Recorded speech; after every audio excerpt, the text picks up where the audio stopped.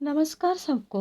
मैं नूरजहान आपके सामने हिंदी साहित्य के कथा सम्राट मुंशी प्रेमचंद जी की बहुत ही खूबसूरत कहानी सदगति का सारांश प्रस्तुत करना चाहती हूँ। इस कहानी के सारांश को प्रस्तुत करने से पहले मुंशी प्रेमचंद जी के परिचय मैं आपके सामने रखना चाहती हूँ। हिंदी साहित्य के कथा सम्राट मुंशी प्रेमचंद जी का जन्म 31 जुलाई 1880 यानी 31 जुलाई 1880 को वाराणसी के नज़दीकी गांव लम्ही में हुआ। उनका वास्तविक नाम धनपत रॉय श्रीवास्तव था। वास्तविक नाम का मतलब होता है रियल नेम। प्रेमचंद को नवाब रॉय और मुंशी प्रेमचंद के नाम से भी जाना जाता था। आपको जीवन संघर्ष के कथाकार माना जाता है। लोगों का दुख दर्द ही आपके साहित्य का प्राण है। प्रेमचंद का आरंभिक साहित्य आदर्शवादी था, परंतु बाद में प्रेमचंद जी ने यथार्थवाद को प्रमुखता दी, क्योंकि आपने अनुभवों से जाना था कि आदर्श और यथार्थ में जमीन आसमान का अंतर है। प्रेमचंद जी ने अपने साहित्य सेवा में लगभग 1 दर्जन उपन्यासों की रचना की है, जिसमें गोदान, गबन, रंगभूमि, कर्मभूमि, कायाकल्प, सेवा सदन, निर्मला आदि विख्यात है। कहानी की दृष्टि से आपने करीब 300 कहानियाँ लिखी है, जिसमें कफन, पूस की रात, बूढ़ी काकी, पंच परमेश्वर, सदगति जैसी कहानियाँ हिंदी कहानी संसार के अनमोल रत्न हैं। मुंशी प्रेमचंद जी की लंबी बीमारी के कारण 8 अक्टूबर 1936 8 अक्टूबर 1936 में इनका देहावास हो चुका। प्रेमचंद जी द्वारा रचित यह कहानी सदगति एक बहुत ही दर्दनाक कहानी है। सदगति में दुखी जो एक दलित है, वह इस कहानी का नायक है, जो कि जिसमें इन्होंने समाज की जो क्रूरता है उसे बखूबी प्रदर्शित किया है। बेटी के शादी के लिए पिता सारी जिंदगी मेहनत करता है, या तो सारी जिंदगी की जो कमाई है बेटी की शादी में लगा देता है, फिर शादी के बाद उम्र भर के लिए कर्जे में डूब भी जाता है। कभी यह नहीं सुना कि शादी के लिए पिता ने इतनी मेहनत की हो कि शादी से पहले ही उसकी मृत्यु हो जाए। माना जाता है कि जातिवाद में किसी एक जाति को सर्वश्रेष्ठ कहा जाता है और किसी जाति को सबसे निम्न समझा जाता है। निम्न यानी छोटा, नीचा। जब उच्च जाति का व्यक्ति निम्न जाति के व्यक्ति को छूना पसंद नहीं करता, तो क्या उसी निम्न जाति के व्यक्ति द्वारा छुई हुई वस्तुओं का प्रयोग किया जा सकता है, या उनके द्वारा काम करवाया जा सकता है, या उनकी सहायता से इनकी परेशानियों को दूर करवाया जा सकता है, इनके खेतियों में काम कर सकते हैं? ये सब कुछ हो सकता है। कहते हैं कि भूखों को खाना खिलाना एक पुण्य का काम होता है, लेकिन अपने ही घर के सामने कोई व्यक्ति यदि भूखा है, उसे खाना ना दें और भूख के कारण वह इंसान मर जाए, इस कार्य को आप किस श्रेणी में रखना चाहते हैं? आप खुद बताइए। कहानी का आरंभ जो है, एक चमार है, उसका नाम है दुखी। वो इस कहानी के आरंभ में एक चारा जो है वो काटता है और अपने सिर के ऊपर रखते हुए एक पंडित की ओर, घर की ओर निकल जाता है, और वह चाहता है कि अपनी बेटी की जो सगाई है, वह सगाई की जो मुहूर्त का जो दिनांक है वो निकाले। तो इसीलिए वह पंडित के यहाँ पर जाना चाहता है। पंडित का नाम है घासीराम, जो कि बहुत ही ईश्वर का परम भक्त था। हर दिन सुबह उठते ही नहा धोकर पूजा पाठ में लग जाता था। पूजा समाप्त होने में करीब 10 बज जाते थे। सुबह से लेकर 10 बजे तक सिर्फ यही काम करता था। घासीराम ईशा उपासना यानी भगवान की उपासना के बाद जब बाहर आता है, तो देखता है कि पंडित उसके घर के बाहर खड़ा हुआ है।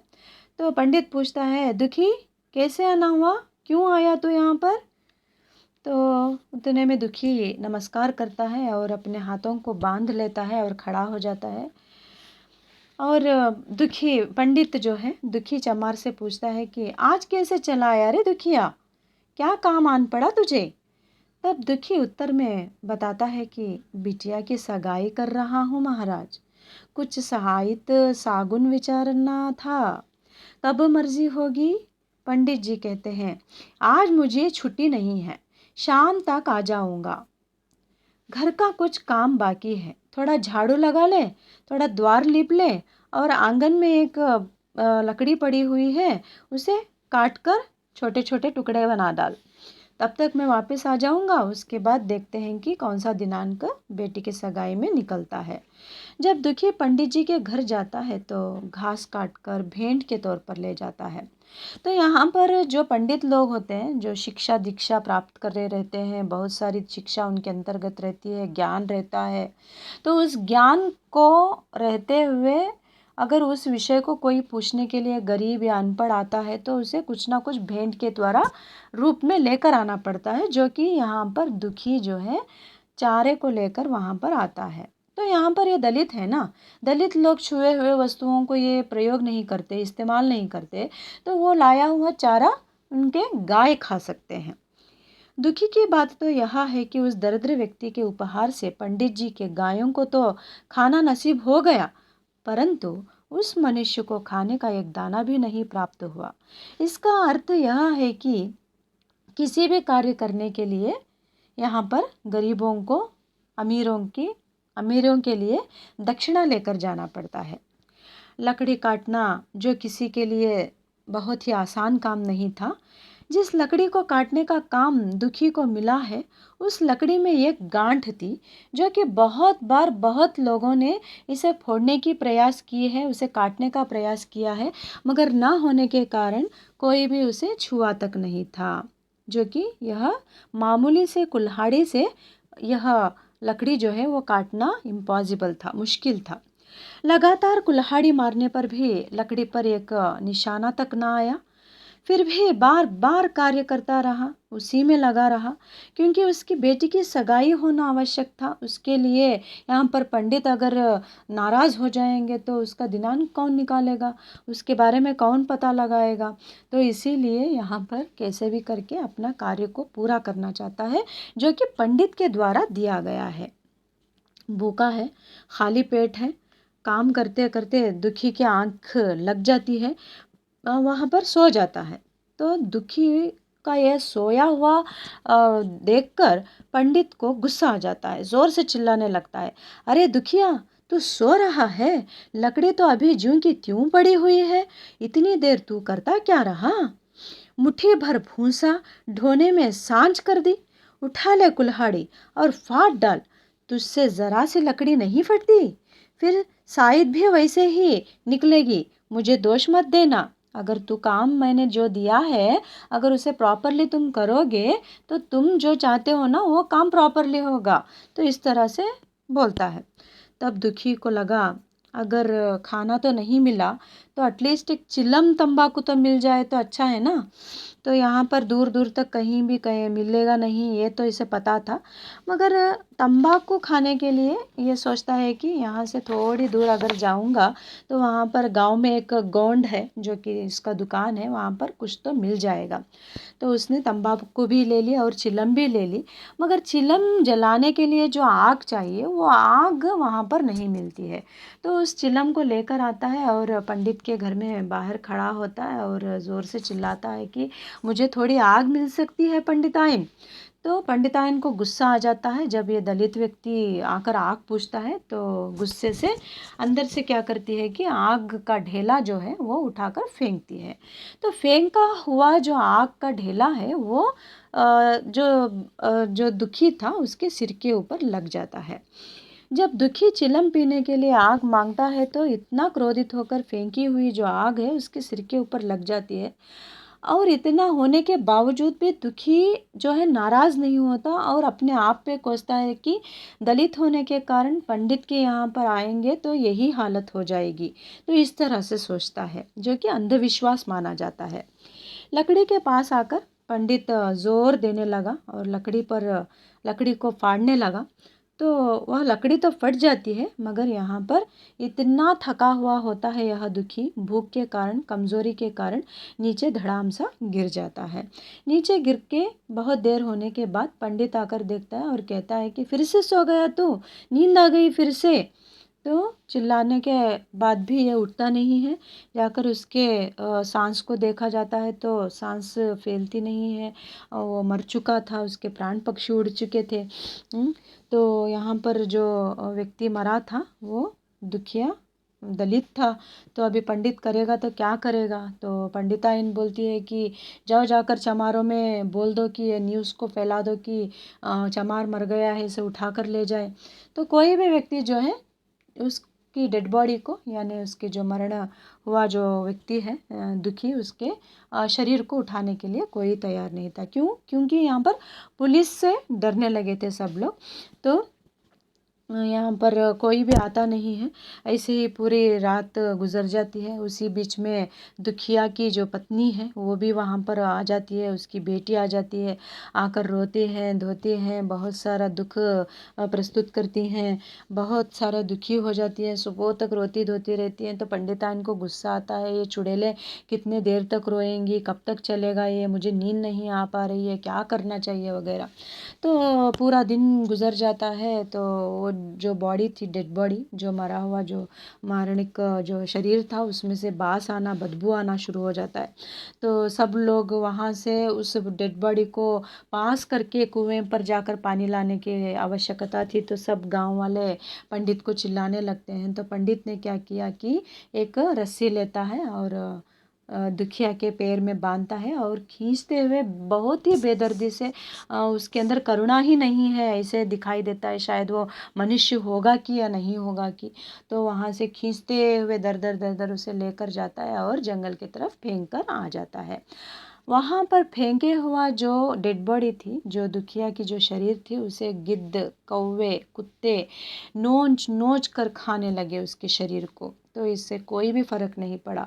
तो आता है, आकर गंगा का स्नान करता है, गंगा जल छिड़कता है, स्नान करता है, पूजा पुनस्कार करता है, और वो दलित को छूने की वजह से जो पाप हुआ है उसकी यहाँ पर भगवान के पास उसके लिए प्रार्थना करता है, और यहाँ पर ये खुद अपने आप में सही हो जाता है, अपने आप को पवित्र बनाने में लग जाता है। तो इस तरह से यहाँ पर कहानी जो है वो ख़त्म हो जाती है। तो प्रेमचंद जी ने इस कहानी के माध्यम से जातिवाद पर प्रहार किया है, जहाँ उच्च श्रेणी के जाति वालों द्वारा नीची जाति वालों के ऊपर जो शोषण होता है उसे दिखाया है। परंतु आज भी कुछ गांवों में दलितों को ऊंचे वर्गों के लोगों के कुओं का पानी नहीं छीन सकते। ईश्वर ने सबको एक समान पैदा किया है। भगवान ने पैदा करते वक्त कोई अंतर नहीं देखा। तो इंसान हम होते कौन हैं जो एक दूसरों में अंतर देखें? दुनिया में सिर्फ और सिर्फ जाति ये है, तो एक ही जाति है, वो है मनुष्य जाति। इसमें कोई भी जाति नहीं है, कोई भी अंतर नहीं है, कोई ऊंच नीच, अमीर गरीब, ऊंचा नीचा, छोटा बड़ा, ऐसा कोई बात नहीं होती, जो कि लोग अपने आप क्रिएट करते हैं। यह हिंदू मुसलमान, छोटा बड़ा, दलित, सिख, ईसाई वगैरह सब हम लोग करते हैं। तो पंडित जी अपने पद का दुरुपयोग करते गए और उल्टे उन्होंने इतना बड़ा पाप कर दिया कि एक व्यक्ति को मरने तक का काम कर दिया, और उसे ले जाकर खींच कर डाल दिया, और उसे एक खाने के लिए कुछ दिया तक नहीं। पंडितों को यहाँ ऊंचा पद क्यों दिया जाता है? केवल ब्राह्मणों के घर में जन्म लेने से तो कोई सम्मान के लायक नहीं बन जाता। मनुष्य अपने कर्म और अपने सोच के सम्मान के लायक बनता है। इस कहानी के माध्यम से पता चलता है कि इंसान के भेदभाव भी कितना औपचारिक है। एक तरफ पंडित जी दुखी के मृत्यु के बाद भी उसे इसीलिए नहीं छूना चाहते क्योंकि वह अपवित्र हो जाएंगे। यदि किसी चमार को स्पर्श किया तो दूसरी तरफ उसी चमार द्वारा फाड़ी हुई लकड़ी घर की रसोई में भोजन के तैयारी में उसे लगा सकते हैं। फाड़ी गई लकड़ी छूने वाली स्त्री, रसोई या खाना कुछ भी अपवित्र नहीं होता। और उसी व्यक्ति के द्वारा झाड़ू लगाया जाता है, पोछा लगाया जाता है, और पूरे जो आंगन को लीपा पोता जाता है, तब उनकी अपवित्रता गई कहाँ? यह स्पष्ट है कि साहित्य समाज का दर्पण होता है। परिणाम स्वरूप साहित्य का विषय व स्थिति समाज से ही ली जाती है। जिस तरह दर्पण में यानी आईने में अपने आप को देखने से अपना ही चेहरा नजर आता है, उसी तरह साहित्य में समाज के अंतर्गत जो होने वाली जो विषय वस्तु होती है, जो परिस्थितियाँ होती है, साहित्य का उसके द्वारा यहाँ पर दिखाता है, जो कि आईने के जैसे होते हैं। यदि वह दलित ही अपने आप को पंडित के हवाले कर दे, उसमें मूर्खता उसकी ही है। आज के दलित किंतु खुद को उस लाचारी से देखना चाहते। जब पंडिताइन दुखी का अपमान करके उसे आग देती है, दुखी का हृदय कृतज्ञता से गदगद हो जाता है। परंतु मैं पूछती हूँ कि उसे यह अपमान सहने की ज़रूरत भी क्या थी। इसलिए आज के दलित अपने आप को दुखी की जगह देखने को राज़ी नहीं है।